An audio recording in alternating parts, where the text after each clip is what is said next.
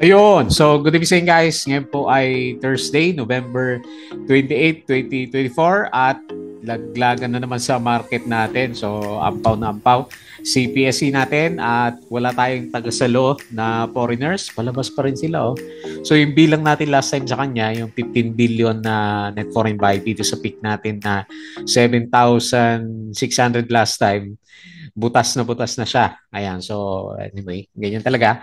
Kaya lalo pang bumabagsak yung mga alaga natin, yung mga blue chips natin na yan. Nasama sa trending si Ali kasi nag-drop na naman siya ng 1.38%. So, saan kayo nanggagaling tong palabas ng mga foreigners ulit natin? So, negative 1.17 billion. Ang laki na lumalabas dito sa market natin. So, sumabay din tayo sa bukod sa mahinay market natin, sumabay tayo sa holidays ng US market kasi wala silang trading November 28 at saka 29 para sa kanilang Thanksgiving Day. Tapos Black Friday, di ba?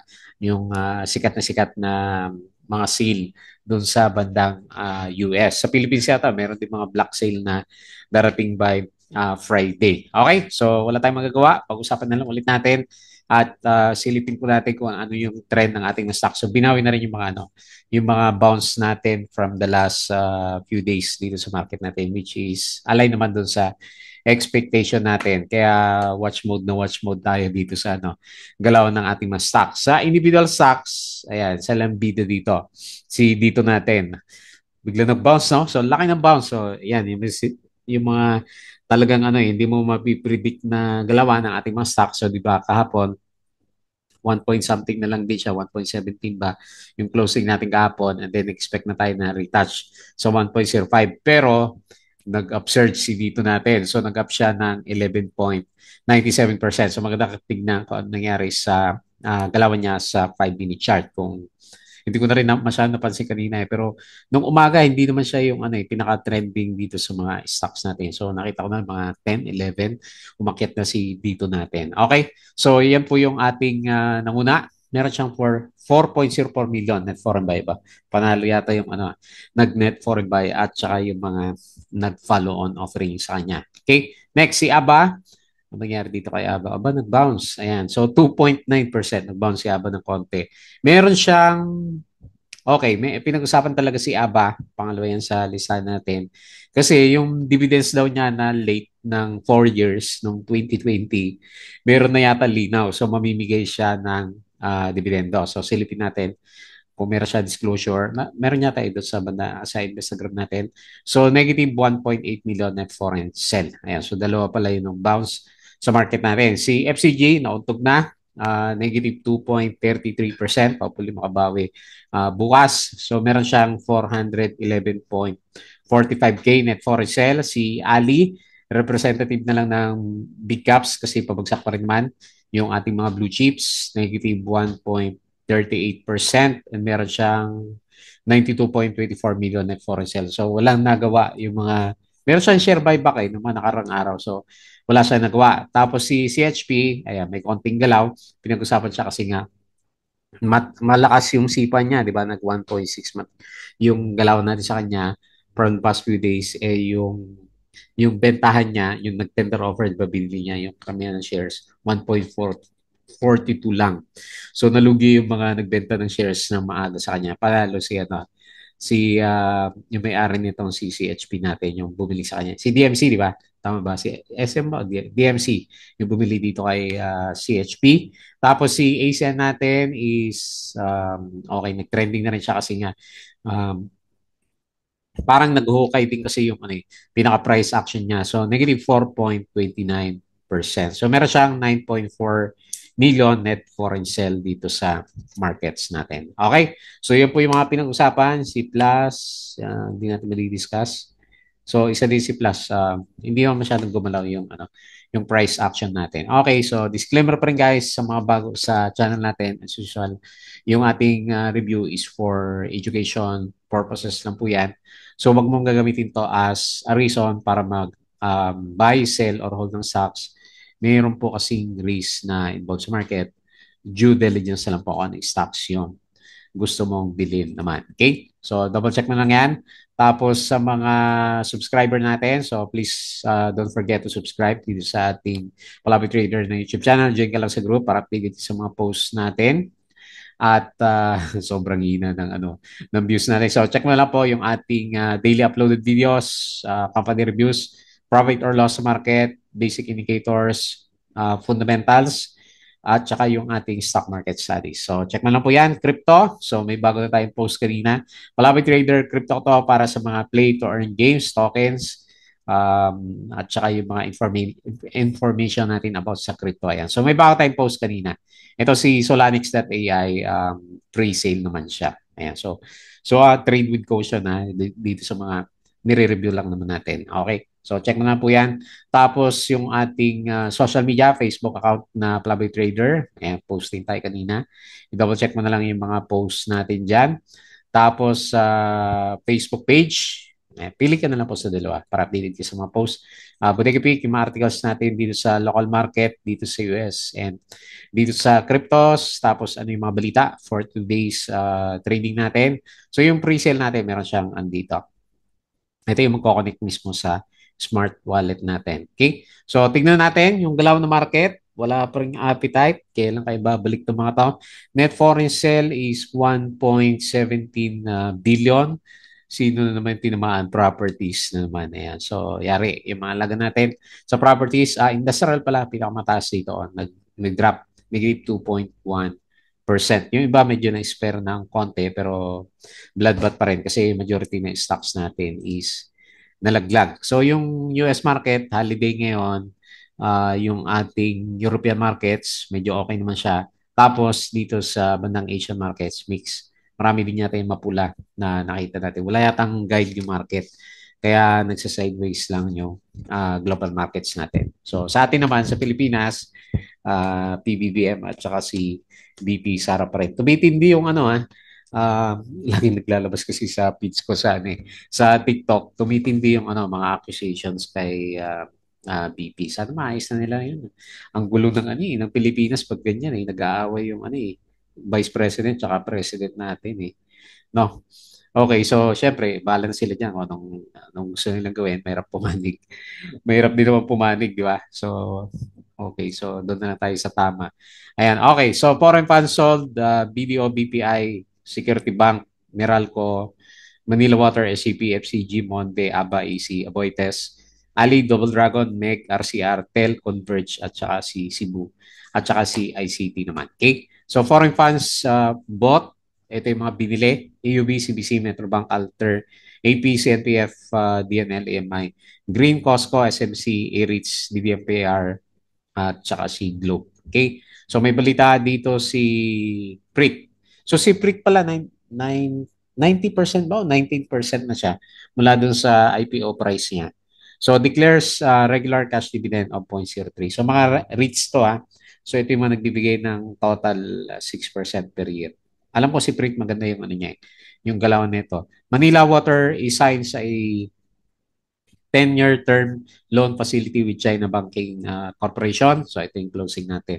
So meron lang tayong 1, 2, 3, 4, 5, 6 na berde. Pero ang gumalaw lang ng husto na nag-bounce itong si Converge 2.76. So the rest, laglagan po yung mga alaga natin. Sayang si Jollibee kung pag-take profits ka dun sa resistance area niya. ASEAN minus 4.59, Jollibee minus 3.9, JTCAP minus 2.8, Bloomberry minus 2.75, Aboites 2.65. So the list goes on. Puro laglag yung mga alaga natin na stock. So investor mode, syempre, no choice. Ayan, Megawide construction has umakit siya 2%. Secured contract to design and build a new passenger terminal in Boracay. Okay. So consumer sectors, rising costs, modest revenue growth, Cosmos consumers firm profits to decline. CHP receives results of tender offer with 12.88 million CHP common shares tendered and accepted. Ayan. So, panalo yung bumili. Kasi kung magko-close siya ng 1.6, di ba? Kasi 1.4 lang nga naman yung bili natin dito sa yung bili niya doon sa mga shares ng mga may hawak. Okay? So Megawide, okay na yan. The board of Golden MB Holdings approves the change of corporate name to Villar Land Holdings. Ayan. So, ito ba si Haven? O bago to? Nalilito na ako sa mga stocks niyan eh. Bilyar natin. Ayan. Bilyar Land Holdings. Okay, so nagbago po ng pangalan. ACN signed subscription contract for 1.2 million common shares. Okay, Padak Energy Corporation. Ayan. So, pero ayaw ng market. CMEX sold entire stake in CMEX Asia to CMEX Innovation for 900,000 USD to streamline operations. Ayan. So, nagbenta siya ng asset. Meralco certification for its 1.2 gigawatts and 800 megawatts cold project. PLDT launched the first always-on broadband service. Globe Telecom has been elected to the GSMA board. Aboitiz Equity Ventures. Laki pala ng ano, confidential. Sino ba yung mga sino ba yung mga Piatos Uwi? Totoo ba 'yon? Yung mga Piatos Uwishi na ano, Nova na mga pangalan ng ano, nagpirma daw doon sa na nakikurious na rin ako. Siguro mamaya manunod na ako ng mga ano um, doon sa mga Senate hearing nila, congressional hearing, di ba? So, very, very ano ba tawag dito? Disappointing, tawag natin. Okay, Aboitiz Equity Ventures, target price 50.2. Mataas pa siya, no? 33.9 yung ano, yung previous price. So, close tayo sa market sa US mamaya. And yung galawan sa market natin kahapon is laglag, syempre. Kasi medyo mahaba. Long weekends po sa US market natin. Okay? So, patalasas ulit guys yung mga gusto ng guide sa trading sa market. Sali lang po kayo dito sa Patreon channel po natin. Hopefully matulungan kita dito sa mga mahirap na i-trade na stocks natin during this time. So, check na lang po yung Patreon channel naman natin. So, ayan. Okay. Okay, so balik tayo dito sa PSE. So, on the way na tayo doon sa ano, yung usapan natin. Wala din kasi masyadong momentum sa PSE market. So, congrats na lang diba? Sa mga nakapulot kay dito natin. Siya lang ba pinakamataas dito? Kasi dito lang, no? Okay, silipin natin yan. So, mukhang papunta sa prediction natin yung galaw ng market, which is to be expected naman talaga kasi palabas pa rin po yung foreign. So habang lumalabas yung mga yan, pabagsak na pabagsak yung ano, yung galaw po ng market natin. Pero optimistic tayo pagdating na December, hopefully cross fingers tayo pagbukas ng US market, makasabay na tayo and magbalikan ng konti yung mga foreigners para sa Christmas rally naman. So pwede kasi mangyari yung rally in just 1 week eh. So may mga cases tayo ng mga ganun. Pero ngayon, syempre, downtrend pa rin yung ano, galawan ng mga stocks natin. Okay? So, bearish yung itsura ng market natin. Pangit. So, papunta ulit tayo sa oversold. Okay. So, ang pinakamagandang gawin na lang talaga niya is double bottom sa RSI at saka dito sa MACD. And wala na rin yung ano eh, pababa na rin yung itsura ng MACD formation. Okay. So, ganun talaga. Okay. So, tingin tayo dito sa individual stocks. Sino yung mga panalo? Si Ferro. 12 trades lang, no? Okay, so wag natin basahin niya. Baka ma-hype natin. So, dito. Ayan. So, dito na lang. Panalo sa market natin. Kasi meron siyang volume. Malakas yung volume niya ngayon, no? Umabot siya ng 42.02. So, nagkaroon siya temporary bottom dito. Good bounce actually. Good bounce para sa mga follow-on offers natin. So, sino pa? Yung mga gumalaw dito. Yung may volume na. Ito, walang mga volume to mga to eh. Pumipitik lang eh. Si ABA, ayan, pinag-usapan si ABA, nag-up siya ng 2.9% converge, nag-bounce, 2.76. CLI, okay, CLI, wala, isang candle lang. Double Dragon, 2.11, halos mag-double bottom na rin siya. Sino pa ang may volume? Ingat na lang sa ano, yung mga ganyan, yung mga 3K na galaw. Market nga, pero wala namang volume. CHP, lumalaban, 1.22%. MRC, 1.12. Buhay pa rin kaya yan. Si Alter, 1.1. Sino pa? APX, 0.85. Okay? So, yun po yung mga nag-bounce. And yung mga laglag na stocks natin, Del Monte, nawalan ng volume si ano, no? Del Monte, 6%. Hanap tayo ng ano, yung mga 800 to 1 million na ano. Ayan, ASEN, minus 4.59. Home, lalim. Minus 4.55%. Jollibee, minus 3.9. Sino pa? Manila Water, trap si ano, Manila Water. Minus 3%. Robinson. Okay, so siya pala nag-cause ng drop. 3.24%. Blueberry, nag-uukay pa rin, 2.75. Bargain na yung mga stocks ulit natin. CPG, nag-gap down kanina. FCG, minus 2.3. Okay, so the rest, ayoko na basahin kasi mapula yung mga alaga natin. Okay, so balik tayo dito and silip tayo dito sa global markets. Okay, mabilisan lang i-review natin kasi pangit yung galawan. So, holiday po sa US markets, wala tayong makita dyan. Thursday at saka Friday kasi long holidays. Thanksgiving Day po sa US. Okay? So, dito naman sa bandang Europe, medyo okay siya. So, nag-bounce siya, puro green. Tapos, dito sa Asian markets, mix. So, meron din mga nag-drop na malakas for today's trading natin. Okay, crypto, buti pa si crypto nag-bounce. So meron siyang bounce 2% sa 95K si Bitcoin. Ethereum is 3.6 and then si BNB natin is 657. Taas din, no? 4.96%. So, di parang ba ulit si Ada? Saan ba si Ada? Okay, nag-drop si Ada ngayon. San si Dodge? Okay, 0.3399. So, halos 0.4 pa rin naman siya. Ayan, mix. Mix yung galawan dito sa ano. Si Pepe Coin, no? Umakyat siya ng 6.4%. So, ito lang yung nakikita ko na ano eh. Matunog na mga meme coins. Ayan, yung mga pinagtatawanan ng mga coins.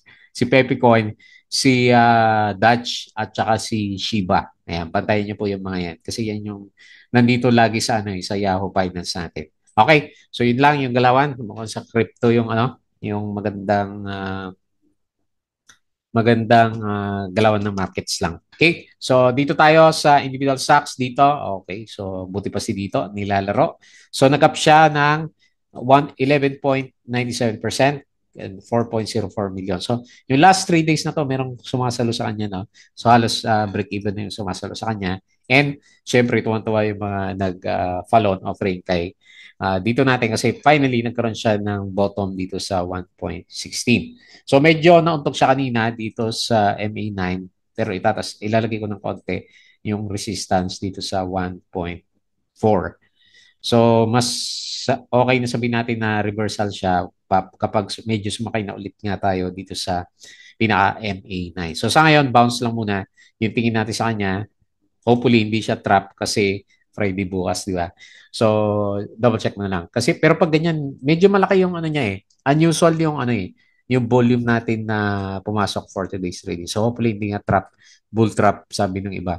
Yung galaw nitong si dito natin. Tingnan natin, malay mo.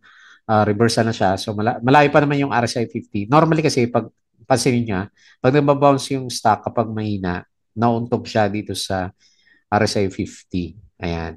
So, malayo pa. Eh, kung mag-bounce siya, may chance pang gumalaw, kumbaga. Pero ako, syempre, guys, sabi sa inyo, nanonood lang ako kay dito natin. So, pinag-trending siya eh. So, siguro kaya medyo malakas yung ano niya, yung bounce talaga niya. So, tingnan natin yung 5-minute chart. Anong oras siya? Mukhang buong araw siya umakyat, no?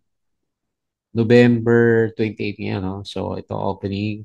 Dire-diretso naman siya ng pullback pagdating ng pre-close. Malapit sa pre-close, doon na lang siya nagkaroon ng pullback. Ibig sabihin, for the whole day, malakas talaga si dito natin. Okay, so downtrend pa rin naman at babalik yung sentiment natin kapag medyo na-break natin yung psychological level na 1.4. Next, aba, so yun yung sabi nila kaya pinag-usapan po itong si Aba. Ayan. Below pa rin naman siya ng resistance dito sa 0.72. So, pero nagkaroon siya ng konting bottom. Meron pa tayong pwedeng dito. Ilaban na support maliban dito sa 0.68. O mukhang 0.68 niya, pinaka-support niya. Okay, so yan na lang muna yung range natin. Pero mas magbabago yung natin, iakit natin to dito bukas sa 0.69 kapag nag-up tayo dito. Pag nag-up naman tayo, i-adjust natin to dito sa 0.78. So dito na lang muna, malapit sa MA 20. So pero maganda yung galaw niya kasi makikita mo, ano siya eh, although parang inverted daw G, solid pa rin naman yung candle natin. So para siyang bullish engulfing candle. So makita mo din sa RSI niya, meron na siyang konting reversal. Ayan. So nag-reverse na yung direction ng RSI. Plus, medyo okay din yung galaw ng MACD formation. Okay, so nagka-volume si ABA, 4.82 million and 1.8 million net foreign sale. So ito yung gusto kong tignan. Click natin si ABA para makita natin. Merong pinag-uusapan dito na ang sabi yung 2020 na dividends is ibibigay na siya. So yun yung pinag-usapan. Okay, so linawin natin itong recent disclosure. Nag-avail ng stock dividends before X date. So basahin natin February 26, 2020. So date of payment is December 2024. Meaning, tradable na to dahil di mo natanggap noon. Pero nabenta na yung mother shares ay entitled yung 10% dips mo na 0.01 centavo. So meron nga siyang ibibigay na dividends. Ayan. So meron siyang, pwede nyo double check naman dito sa PSEH kung ano yung sinasabi. So, November, in relation to the stock dividends declared in 2020, applying the foregoing rule shall be counted from the approval of shareholders, which is not less than 10 or more than 30 days from the said approval. So, payment date is December 12. Okay? So, congrats, magbabayad na ng utang itong si Abacor Holdings natin. Okay, so hopefully good catalyst para sa kanya. Next, ang tanong, ano ba yan? Property or stock? Cash dividends. Stock or cash dividends? Okay, next, FCG. So, pullback ng konti yung alaga natin. Pero, nag-ano siya, nag-spike siya sa opening siguro to. Nagkaroon siya ng spike 0. Hindi na siya umabot 0.88. Ayan, pullback. Hopefully, gawin niya kung meron pa rin pullback bukas, retest lang tayo dito sa 0.82. Ayan. So, overall picture is, syempre, uptrend pa rin naman si FCG natin. Ayan, nag-pullback lang. Mataas na rin kasi yung ginalaw niya, no? Nakailang percent na siya. Okay. Hindi, kulang yung yung mga earnings reports sa mga stocks natin, no? So, ayun, halos 10% na rin yung binalik ni FCG natin. Ganyan na lang muna. So, bullish yung nakita natin kay FCG. Rather, pullback, sorry. Pullback siya. So, pero pwede naman bago yung bukas. So, nasa bull side pa rin ng trend itong si FCG natin. Okay? So, medyo pangit lang yun. Negative 2.33% na loss. Next, Ali. So, yung mga kagaya ko na mahilig sa properly stock. So, mahina pa rin talaga yung galawan ng market natin kahit na yung mga bigating stocks natin is nagbe-breakdown. Halos breakdown na nga ng support si Ali natin. Ayan. So, wala pa siyang support. Tingnan natin kung mag-bounce siya malapit dito sa 28 28 pesos na lang kasi meron naman siya dito, may konting support siya dito last time nung magkaroon siya ng bounce. Pero ang pinapakita ng indicators natin is downtrend nga. Itong si malakas na downtrend. Itong si Ali natin. Okay, so very bad. Okay, so para sa mga investors lang muna sa ngayon, itong si Ali. So negative 1.38%. Ayan, walang foreigners. Negative 92.24 million. Kaninong stocks kaya yung 1 billion na yon? Next, CHP. So, mukhang buhay Mukhang buhay si CHP natin Okay, so tradable pa rin siya. So, nagtitrade pa rin yung mga kasama natin dito. Ayan, November 28. So, nag-tender offer siya. May mga nagbayad na, nabayaran na. So, hindi naman yata makaklose yung stock natin. Panalo yung bumili ng mga shares, di ba? Kasi 1.42 may chance na mag-spike pa ulit si CHP natin. Okay. Para hindi man tayo masyadong bullish sa kanya. So 1.7 na lang muna yung pinaka resistance natin. Hopefully siya, mag-hold or kung meron man siyang drop bukas, retest lang 1.6 and then actually kung hindi dahil doon sa tender offer niya, di ba? Makita mo yung chart niya is potential breakout play si CHP natin. Okay? So 1.22%. Kailan locals lang, no? 15K net foreign buy. And then lastly, si ASEN. So isa din sa mga stocks na naguhukay. Parang si Bloom na rin si ASEN. Ang laki ng kinain ni ASEN, no? Simula October. Ang laki ng drop niya, 23%. So kinain na rin niya yung malakas na bounce natin last time. Naging trap siya, no? So ang ginawa niya, nung nag-break yung support, nag-retest, dumiretso na nag-pullback yung stocks natin. So, hanap tayo ng support para dun sa mga holders natin is meron tayo dito, 3.8. Ayan, may support naman siya. Hopefully, mag-bounce na siya. Kasi nasa oversold condition ulit si ASN. So, 4.59%, laki ng drop. And 9.4 million net foreign sale. Okay? So, ganun na lang muna yung review natin. Pangit pa rin yung, yung galaw ng market natin. Hanap muna tayo ng ibang, kailan wala din sa US, no? Ibang matrade or kung gusto mo, waiting game muna tayo bago bumalik si US market para may reference ulit tayo sa galaw ng market, ng PSC market. Ayan. So, yun lang. Pangit talaga. Kailangan antayin natin yung reversal ng net foreign flow. Double bottom na yung inaasahan natin na best scenario para dito kay PSC. Okay? So, yun lang muna. Bago tayo close, please don't forget to subscribe. Join ka sa group guys kung gusto mo ng guide kung nahirapan ka.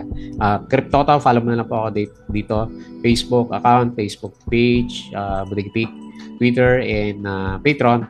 Sa mga gusto ng guide sa market natin, sali lang po kayo dito. Okay? So yun lang. Maraming salamat. Kita po ulit tayo bukas.